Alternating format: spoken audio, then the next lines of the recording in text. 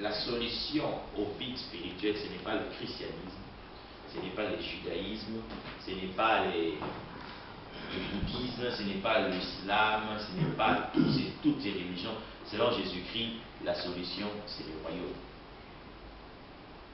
Et si quelqu'un, par exemple, vous savez comment j'ai compris?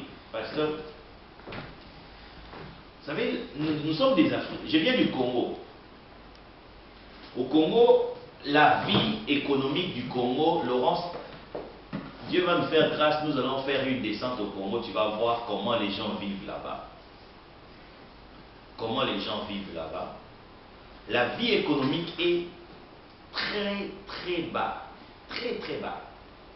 Les gens vivent avec beaucoup de difficultés.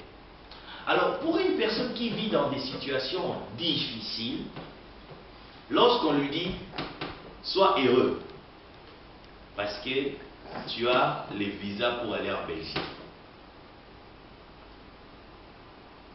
Ouais.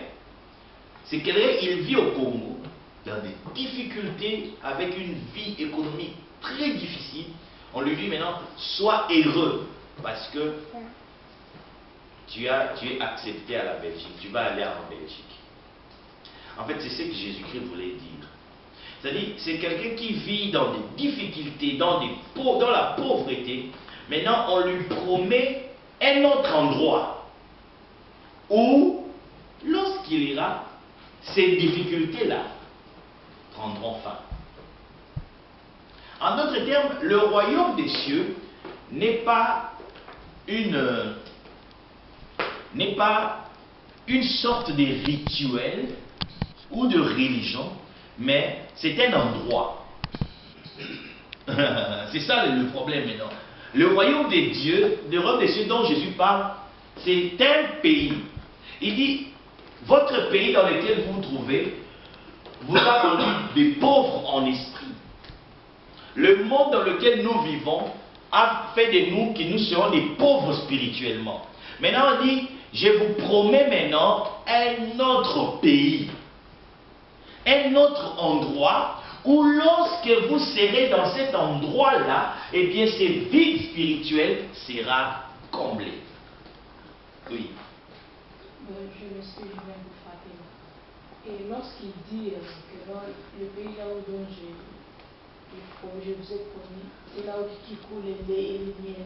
Alors tout ça, ce sont des sottises. Non, là c'est l'histoire des enfants d'Israël. Les enfants d'Israël étaient en Égypte. Ils étaient dans la souffrance, ils étaient dans l'esclavagisme. Dieu maintenant leur a promis un autre territoire. Il dit, eh bien, là où vous êtes, vous vivez en esclavagisme, je vous promets un autre pays, un autre territoire, et lorsque vous serez dans ce territoire-là, il y aura le lait, il y aura la mer, il y aura le lait, il y aura le miel. Ouais. Donc, tout simplement, ça peut rejoindre ça, mais c'est en quelque sorte une même approche. C'est-à-dire, ils sont en esclavagisme, mais Dieu leur promet un autre pays, et dans ces pays, leur état, leur statut d'esclave sera terminé. Maintenant, ils auront un autre statut, et là-bas, ils auront les laits en abondance, et ils auront le miel en abondance. Mais si je viens compris, je m'excuse. Oui. Sur le même, sur les enfants d'Israël. Lorsqu'ils étaient sortis, là, lorsqu'ils avaient mangé la manne, c'était pas les laits, c'était pas les miels. Oui, la manne n'était pas dans le territoire. Les territoires, c'est Cana. La manne, c'était au désert. Dans les déserts, ils n'étaient pas encore entrés. Ils étaient encore en transition. Ils ont fait 40 ans dans les déserts. Ils ont mangé la manne dans les déserts. Mais lorsqu'ils sont entrés dans Cana, la Bible dit la manne s'arrêta. C'est en Cana qu'ils ont trouvé les laits. C'est en Cana qu'ils ont trouvé le miel. Donc, le pays là qu'il est en train de promettre, ça existe. Oui, c'est ça. C'est pour ça que j'ai donné l'exemple d'un Congolais à qui on promet la Belgique ou les États-Unis ou la France. C'est-à-dire, on ne peut pas te promettre un pays qui n'existe pas. Il faut comprendre que le royaume des cieux, c'est un pays. C'est un pays. Vous savez, la Bible dit dans Genèse chapitre 1, verset 1, il dit, au commencement, Dieu créa les cieux et la terre. C'est un texte très puissant. Il dit, Dieu a commencé d'abord par créer les cieux. Le premier monde à être créé, c'est les cieux. Et le monde cieux là, c'est un monde invisible. Et le deuxième monde à être créé, c'est la terre. La terre, c'est un monde visible. Maintenant, il est dit ceci. Le monde visible vient de l'invisible. Ou encore, le monde visible est l'image de l'invisible. C'est-à-dire, entre le monde visible et le monde invisible, qui est le premier monde? C'est l'invisible. Et quel est le monde le plus important?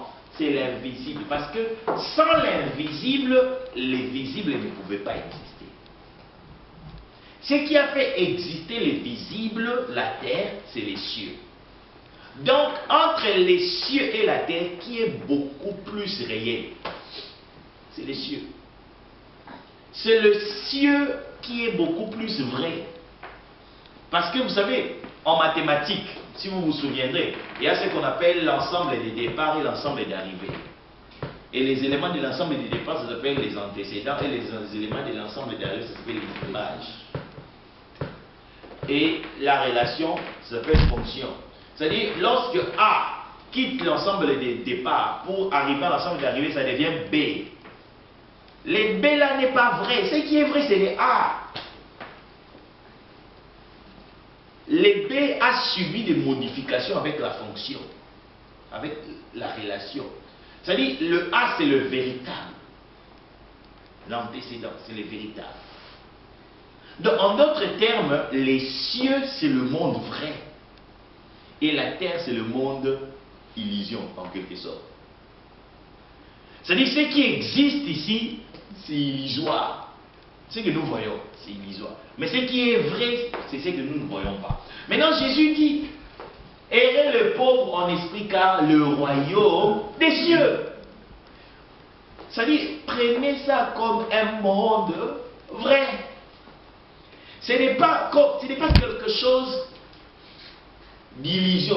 Vous savez, le diable a fait, pasteur, que les gens prennent les cieux comme une illusion, comme une imagination, et la terre comme vraie. Vous savez ça? Les gens considèrent les cieux, l'invisible, comme imaginaire, et la terre comme vrai, comme réel. Je vous ai dit tantôt que la stratégie du diable, la religion, a inversé les choses. Après, il dit, ce qui est vrai, c'est les cieux.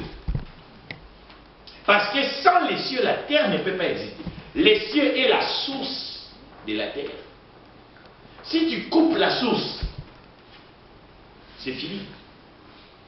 C'est comme la Belgique avec une représentation, ça s'appelle l'ambassade ou le consulat. Comme aujourd'hui, maintenant là, les États-Unis ont repris avec le Cuba. On va ouvrir, ils ont dit, nous allons ouvrir maintenant un consulat au Cuba. Alors, ils ouvrent maintenant leur ambassade au Cuba. Pouf, on coupe les relations. Et ils restent là au Cuba. Qu'est-ce qui va leur arriver? Ils seront peut-être arrêtés ou... C'est-à-dire, la source, c'est les États-Unis.